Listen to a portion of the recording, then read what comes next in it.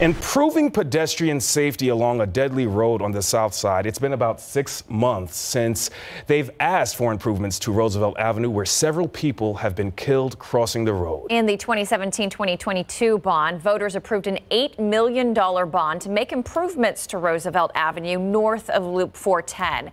Neighbors tell Patty Santos they want those improvements to continue 1 more mile south. We want to stay on top of it and make sure that it does get done. 6 months since we told you about the efforts by members of the Villa Coronado neighborhood to stop pedestrian fatalities and crashes along Roosevelt Avenue, changes are moving along. They did go ahead and put 35-mile-per-hour speed limit signs, and they also striped the yellow stripes.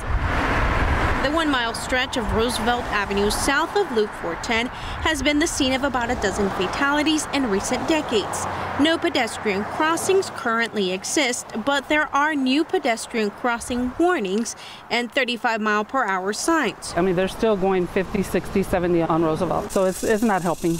It's not helping at all. HOA President Olga Martinez says safely getting across the fast-moving road is also a problem for vehicles and buses. The city and TxDOT have promised residents additional improvements. Her hope is that they can get a marked pedestrian crossing or a traffic signal here in front of Socorro, where a lot of people cross to get to the Dollar General. If you have a safe crosswalk, it will be utilized, and that's what we need out here, especially since we're building more.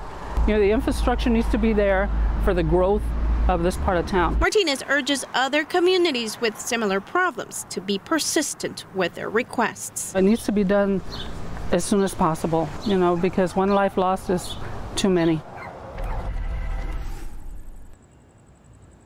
The city and TxDOT are working on a future pedestrian mobility bond project that could include a median and sidewalks for that part of Roosevelt, but that would have to be put on a ballot and approved by voters. Isis?